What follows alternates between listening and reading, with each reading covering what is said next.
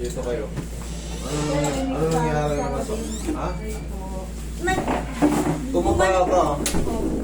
Ay, gawa siguro po na. Tumaba siya. Yan ka po nga tunay na tawa o ano ba nga? Parang tumaba siya eh.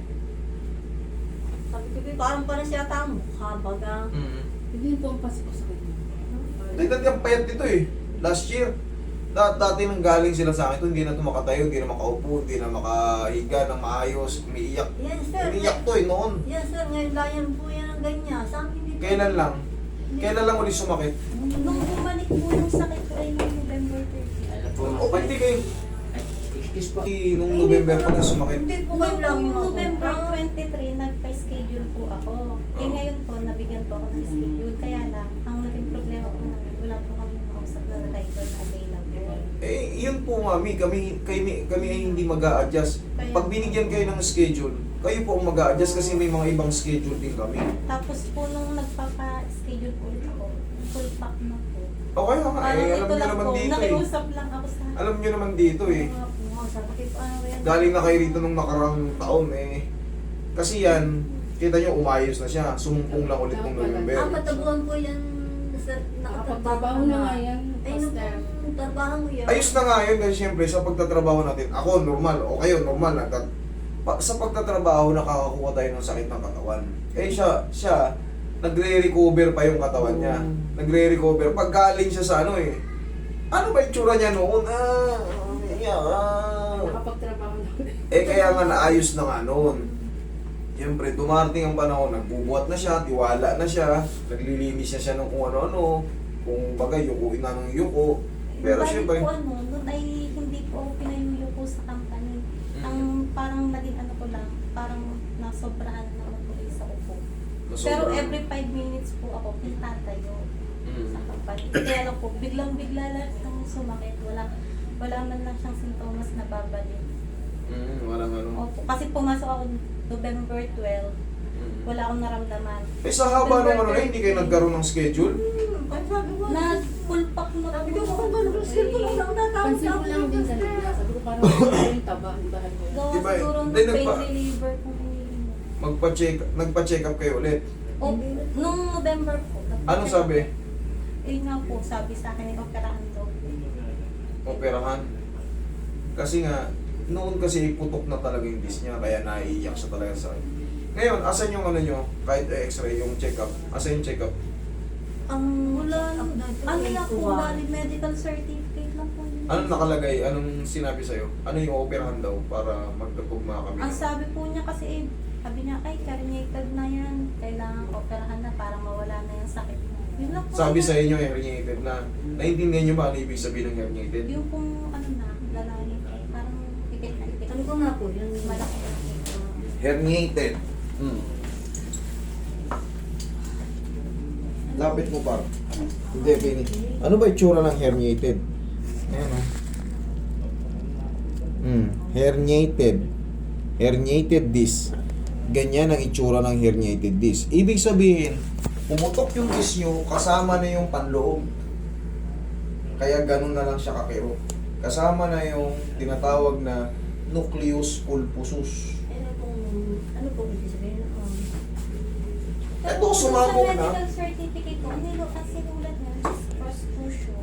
Disc protrusion. Protrusion. Nakabukol. Protrusion.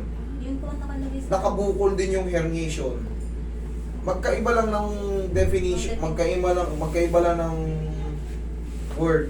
Pero ang tama nun sa utak mo, makirot, protrusion, protrude, herniation, nakabukol palabas, na sumakto sa pinaka-sciatic nerve. Impingement. Impingement to the nerve, kaya magra-radiate yan pababa sa sciatic. Okay, pero ang anong gagawin yan, the same pa rin ang gagawin ko sa inyo. Adjust natin. Pero, syempre, pagka meron na kayong this problem, mag-iingat na kayo. Mag-be-brace kayo. Nagtiwala na kayo, nagtrabaho na kayo na nagtrabaho. Ngayon, ang gagawin nyo dyan, mag-brace kayo. Ano po ang brace? Yung Back brace. garter po sa... Oo. Ang ginamit ko. Ngayon, back brace. Ay, inalis po agad niya. Naluma na daw po. Nasira. Eh, magkano na naman bumili kayo kasi ito, Hindi po talaga sir yan nakakaupo. Dapa pa din niya sa Sige, pagkain, patagin. 2 buwan na. Sa amin, lang po ako nakaupo. Yan. Ang bait ka po, minsan maghapong magaling, maghapong masakit. Galing. Mami, kailangan nyo maintindihan kung ano yung herniation of protrusion. I-type nyo sa ano, what is this protrusion? What is this herniation or herniated? Malalaman nyo yung anatomy, ganun pala nangyayari sa anak ko, kaya pala anong kilo si... Ay, sobrang sakit. Pero minsan nahihiwa. Pag na ano na, oh, nawawala yung pain. Pero pagka napilipit ulit. Kasi meron po tayong tinatawag na vertebral body. Tapos, sa vertebral body, may mga facet joint dyan na maliliit na capsule joint, facet joint. Yan yung mga tumutunog-tunog, umuusog-usog. Pag yan kumalso, nagsumala siya. Ay, ganyan talaga yung sir. Oh, hu. Ganyan niya. Ganun. Pero ang sagot doon, ikilos nyo. Di ba tinuruan ko kayo ng ano? Ikilos nyo ng ganun pag sobrang sakit. Okay. Hindi na po siya na, parang pag gumagano ako, wala na po siyang nararamdaman na hindi, ano, parang wala lang. Pero pagka, masakit na sa sarili ko yung Ganun lang po ang ano eh. Wala, hindi yan matatanggal pag hindi nyo ini-squeeze. Kakapain nyo lang. Kakapain nyo. Ganun lang po. Ito. The same, yung position na yan, i-squeezing ko yung balakang mo. Iyan din yun. Kumbaga nakatayo, oh. Yan din yun, oh. Hindi din po yan makalakad pa ng Oh, tingnan mo, ihiga ko. Ganyan din ang itsura niya, no? Oh. Oh, tingnan mo, itsura mo. Oh. Ganon din yun. Walang ibang posisyon na makakapag-adjust ng balakang ninyo kundi pa squeeze, patagilid. Okay, tapos yung traction naman pang decompress. Yung hatak. Ito rin yan, oo. Ngayon, siyempre, may ibang tao lang natutulong. Oh. Kabilang side. Ay nga po, wait na gano'n.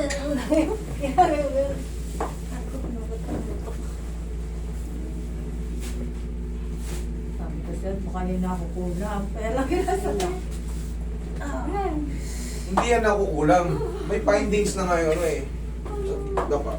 May findings na ngayon, doktor eh. Meron kayong protrusion or herniation. Yun ang pagkakabanggit sa inyo. Hindi yan kulang. I-type nyo lang sa ano.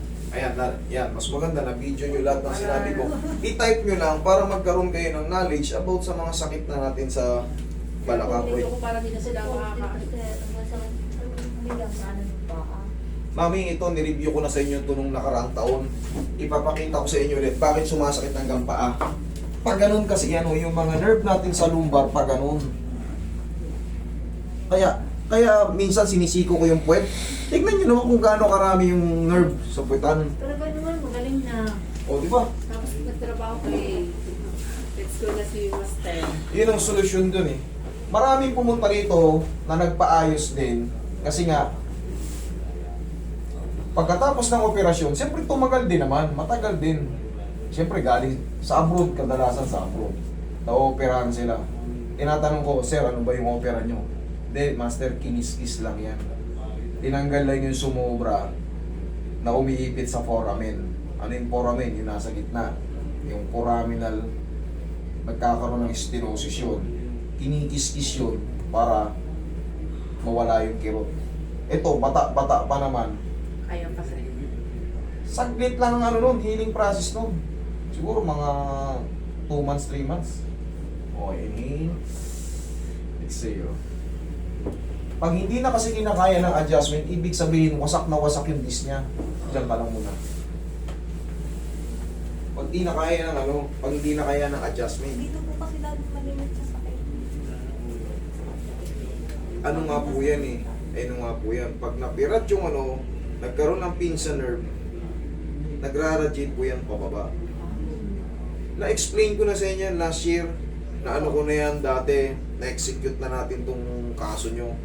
Tapos, siyempre, sumakit lang ulit. Siyempre, bawat kilos ng tao, siyempre, movement yan. Pag sira ang disc mo, talagang malaki ang chance na mas masaktan ka ulit. Kasi yung disc na nasira, dati ganito, pag nagkaroon ng herniation yan, ibig sabihin nun, ninipis yan. Tapos lalabas yung sustansya. Yun ang herniated or herniation. kakikilos mo, or simpleng, yung iba nga nagbuhos lang ng tubig eh, nakatabo, ginanyan. Wala na. Tapos yung iba nagwalis lang. Simpleng pagwawalis lang. Iba naman, siyempre maraming kwento rito eh. Nag-toothbrush lang. Parang nagmamadali. Ay na, hindi. Binuhat na sa banyo dahil sobrang sakit na. Pumalso na. Yun nga yung maliliit na facet joint, capsule joint. Yun yung pag nakatagilid kayo, tinatagilid ko kayo, naririnig nyo, yun yung bumabalik. Pero hindi kayo nasasaktan. Bakit? Bumabalik lang siya sa normal eh. Yun yung dating posisyon. Okay? Kaya pag sumakit yung balakang mo, madalas kung minumuestra, humanap kayo ng pader. Kung di nyo kaya talagang tumayo, humanap kayo ng pader. Tapos, sandal nyo yung balakang nyo, iurong nyo yung panyo sa harapan para hindi kayo matumbang. Tapos, sapusin nyo ng pau. Okay? Sige, upo ka.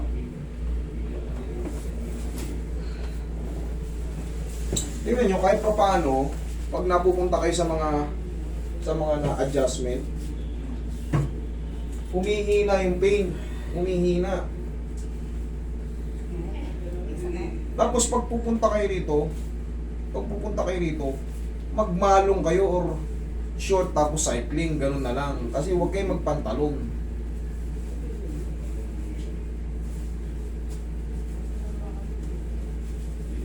Tuturuan kita na ano, tayo ka. Tayo ka. Laban Sa lang. buto. Aling buto? Ito, Bukong-bukong? Sige, ka. Sakit lagi ang buko niya. Bukong-bukong? Hindi na sa balakang. Pag Okay po naman. ito'y sumakit, kasabay po yan. Hindi ngayon, masakit yung balakang mo, hindi. Konti. Konti lang. Ito talaga may masakit ito. Sige, baka part 2 ng mga... Ano po na ito yung malubay ang kanyang pahit. Sige, straight mo lang. Dine, Oo.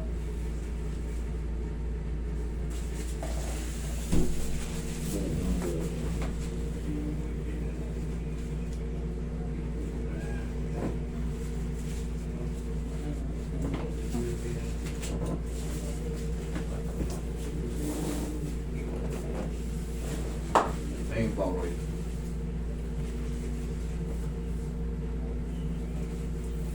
Ma'am, bilihan niyo siya ulit ng ano? Ng brace. Yun nga po. Mag-stay ka muna ron. Sir? Hindi ka pa nakapag-ilom, tapos pinaka-the best ito, pa-check nyo talaga siya ulit. Pa-MRI nyo yung balakang niya. Kung kailangan na talagang baklasin yung herniation na yun o yung protrusion na yun. Doon na bata pa to eh. Baka makukuha pa. Bata pa to, mabilis lang ang recovery niyan. Huwag na kayong, kung talagang yun ang last resort mo, kumbaga, naayos, sumasakit ulit, naayos, sasakit ulit. Babaklasin lang ng ano yun. Parang kakayutin mo. Sira na yung totally ano niyan, totally collapse yung disc niyan, kaya ganyan. Kaya 4 na buwan lang, sira na naman. Wala na, hindi na naka-recover yung disc niya. Sobrang utok na siguro. Ano ba tinuturo ka ng ano yun? Substance. Pero yun, medyo delikado yun. Yung iba, mas maganda lang kinikis-kis. Kasi sa dami ng pumunta rito, kiss-kiss lang yung sa kanya. Operado po yung kiskis. Totoo. Bubuksan na ng konti yun, siguro ganito, tapos tatanggalin na yung sumobra. Yun na yun, tapos isasara. Ganun lang. Parang sabi naman ng Dr. Dayan, yung Depende kasi yun, kung ano makikita nila sa MRI. Depende yun. Kung talagang maraming debris ang talaga siya. Pero yun, very risky talaga. Very risky talaga. Walang siyempre, kahit nga yun sa mga tuhod lang eh. Very risky talaga ang operation, pero maraming magagaling ng doktor dito. Pero pa-MRI nyo muna, papasa nyo sa akin. Tignan natin kung ano. Okay? Sige. Check mo nga. Master. Hindi, kumusta ko muna? Oo. Okay, nakakaupo ka na naman. Oo. Talaga. Mas umanda, mas sumakit, ano?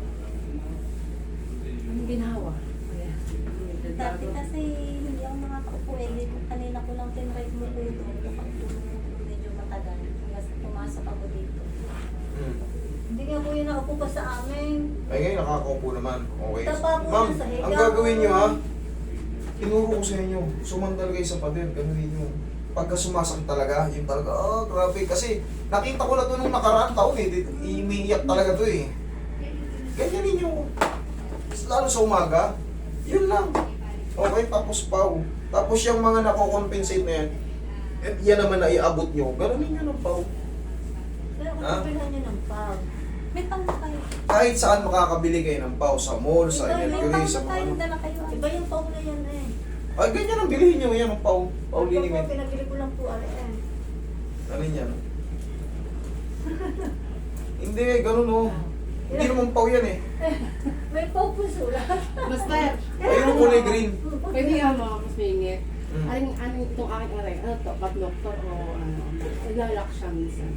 Sumasakit po ba siya? Pag malamig pakinig niyo. Clicking papi ko. Ano pa?